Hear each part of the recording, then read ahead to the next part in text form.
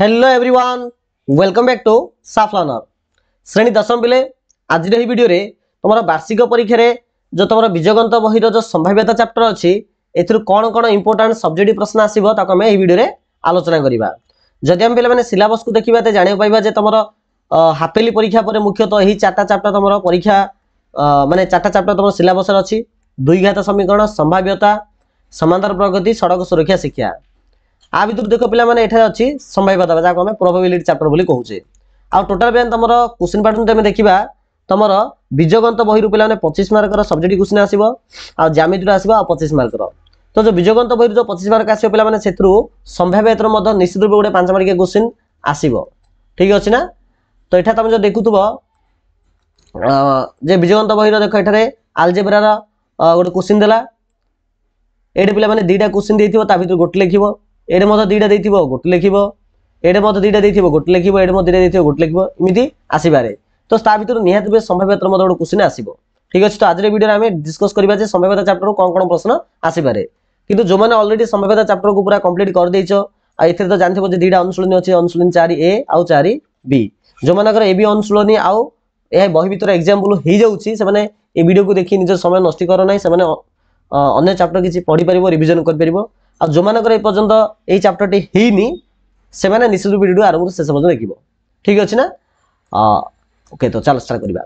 तो पिला देखो परीक्षा रे जो को प्रकार जो प्रश्न आसीबो ताको जो मु कहिबी से जाको मु on the basis of previous year question 5 रु 6 वर्ष माने प्रीवियस ईयर क्वेश्चन पाका पाके 5 रु 6 वर्ष रो क्वेश्चन को मु एनालाइज करछि ताको बेस करिकि मु कहूछि। ठीक अछि ना। तो एठा पिला माने अनुशीलन ए बी रु तमे चाहिले अनुशीलन ए को स्किप करि परिबो अनुशीलन बी को सीधा सलग देखि परिबो। किंतु एटा मन रखि तम जदि अनुशीलन ए रो जदि बेसिक कांसेप्ट क्लियर हेनी तो अनुशीलन बी मन तम बुझि परिबोनी।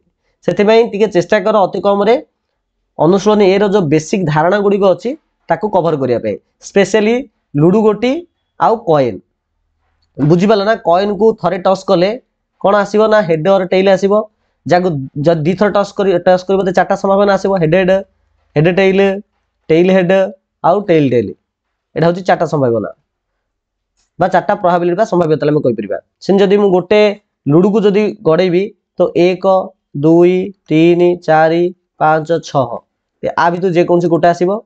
जदि लुडू गोटे मु दिथर गडेबी तेबे तो मु तो डिटेल्स लेखुनी काई ना एडी 6 टा आसला एडे 36 टा आसीबो 36 टा संभावना आसीबो। तो मु लेखुनी जदि हम लेखिया बेले ए प्रकार आसीबो माने 1 2 सॉरी 1 1 1 2 1 3 इमिति 1 6 पर्यंत एटी 6 रहइबो तापरे 2 1 2 2 2 3 इमिति हेगिरी 2 6 पर्यंत तापरे 3 1 3 2 इमिति हे आसीबो हैला ए प्रकार 36 टा आसीबो।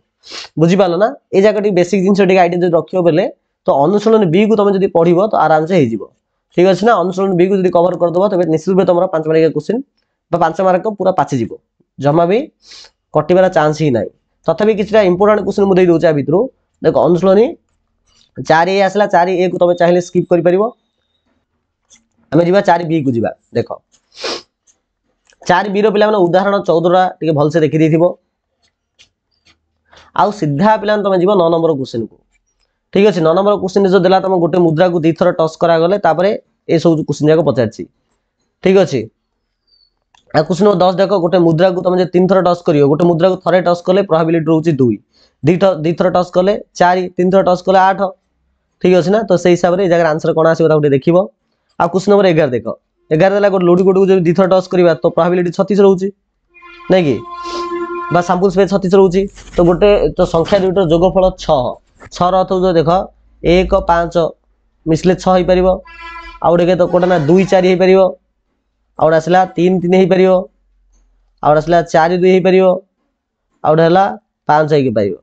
तो एटरे दुडी माने संख्या दुटर जोगफल 6 बेले केते आसला 1 2 3 4 5 आसला तो तम प्रोबेबिलिटी केते आसीयो 5/36 एडा आंसर। जदि प्रथम क्वेश्चन कथा कहबी दुडी संख्या जोगफल जे 4 देखिबा तो सेटा केते हबो ना 1 3 1 3 हला आउ 2 2 आउ कोडा अछि 3 1 आउ कोडा अछि नै 3 टा आगा बोले 3/36 आकु जदि कटाकटी करले 1/12 आसीयो।